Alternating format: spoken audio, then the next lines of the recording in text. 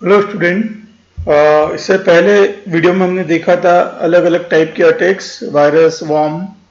अब हम देखने जा रहे हैं वायरस से कैसे प्रिवेंट किया जाता है या डील किया जाता है, और कुछ स्पेसिफिक टाइप के अटैक हम देखेंगे।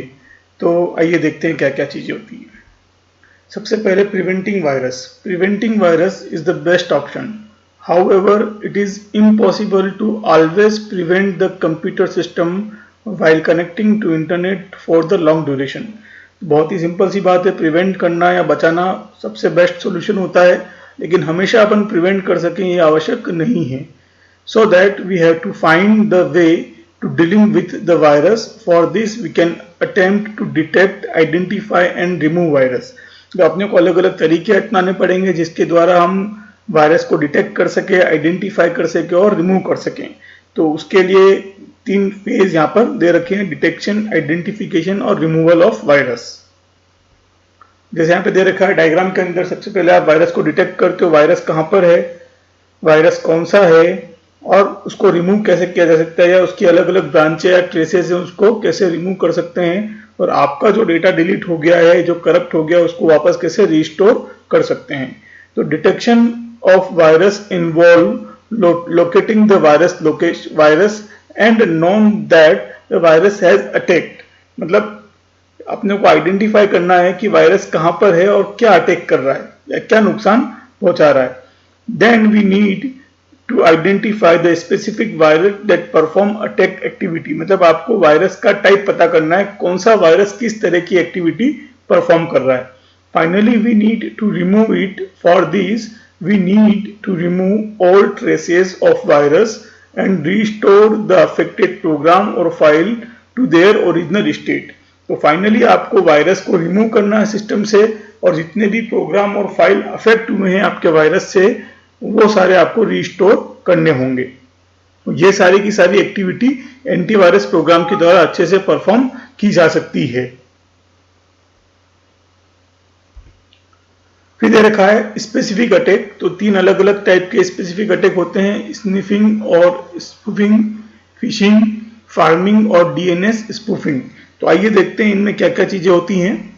सबसे पहले स्निफिंग एंड स्पूफिंग। तो packet are used for internet communication for travelling from source to destination. तो आपको अच्छे से पता है जब भी अपन इंटरनेट पे कम्युनिकेशन करते हैं तो पैकेट का यूज करते हैं। तो पैकेट के अंदर 2 तरह के अटैक होते हैं, एक को हम बोलते हैं पैकेट स्निफिंग और दूसरे को बोलते हैं पैकेट स्पूफिंग। तो पैकेट स्निफिंग को हम आईपी स्निफिंग भी बोलते हैं और पैकेट स्पूफिंग को हम आईपी स्पूफिंग भी बोलते हैं। तो आइए देखते हैं इनमें क्या क्या होता है। सबसे पहले packet sniffing, it is a passive attack. तो आपके ये पार्ट में क्वेश्चन आ सकता है कि पैकेट स्निफिंग क्या होता है। तो ये एक पैसिव अटैक है, इसका टाइप पूछ सकते हैं आपसे। Attacker simply observe, that means observe करने को बोलते हैं अपन स्निफ करना। Observe packet as they pass by, जैसे वो कम्युनिकेशन कर रहे हैं, ट्रेवल कर रहे हैं, तो अटैकर क्या करेगा, उसको ऑब्जर्व करेगा और ऑब्जर्व करेगा और आपकी कॉन्फिडेंशियल डेटा और इंफॉर्मेशन को कैप्चर कर सकता है। To protect from this kind of attack we need to apply security at 2 levels। आपको 2 लेवल पे सिक्योरिटी अप्लाई करनी होगी। The data which is traveling can be encoded using any method। जो भी आप डेटा ट्रैवल करा रहे हो उसको आप एनकोड कर सकते हो या एनक्रिप्ट कर सकते हो। तो एनक्रिप्शन के अलग अलग मेथड हम नेक्स्ट चैप्टर में पढ़ेंगे। उसके बाद सेकंड मेथड है कि जो आपका ट्रांसमिशन लिंक है वो खुद अपने आप में क्या हो जाए, एनकोड हो जाए या सिक्योर्ड हो जाए। नेक्स्ट है packet spoofing. In this technique, an attacker send packet with a false source address। इसके अंदर क्या होता है, अटैकर जो पैकेट सेंड करेगा false source address के साथ, मतलब अपना खुद का एड्रेस नहीं लगाएगा, कोई ऐसा एड्रेस, किसी थर्ड पर्सन का एड्रेस लगा के एक रिसीवर को मैसेज भेज देगा या पैकेट भेज देगा। जैसे ही रिसीवर को पैकेट मिलेगा तो रिसीवर उसके बदले रिप्लाई भेजेगा, और रिप्लाई किसको भेजेगा, स्पूफ्ड एड्रेस को, यानी गलत एड्रेस को रिप्लाई भेजेगा।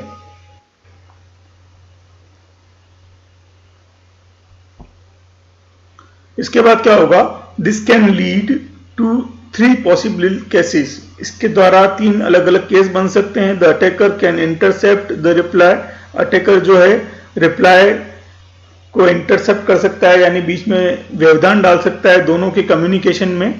दूसरा, the attacker need not to see the reply, direct denial of service attack होगा। ये अपन पहले डिस्कस कर चुके हैं डीओएस अटैक क्या होता है। The attacker does not want to reply, attacker की खाली यही मंशा है कि वो डिस्टर्ब करता है रिसीवर को और जो होस्ट कंप्यूटर जिसका एड्रेस अटैकर ने प्रोवाइड किया है, दोनों को डिस्टर्ब कर रहा है, बाकी कुछ रिप्लाई नहीं करना चाहता है अटैकर। फिर आता है phishing. The attacker create a fake website which look very identical to real website. Attacker क्या करता है, फेक वेबसाइट बनाता है, जैसे बैंक की एक फेक वेबसाइट बना दी और बिल्कुल सिमिलर टू बैंक की रियल वेबसाइट जैसा लगता है। Then attacker used many ways to attack on website users. जो भी वेबसाइट को यूज करने वाले यूजर हैं उनके ऊपर अलग अलग तरीके से अटैकर अटैक करता है। जैसे एक मेल भेज दिया और मेल पे उस फर्जी वेबसाइट का या फेक वेबसाइट का लिंक भेज दिया।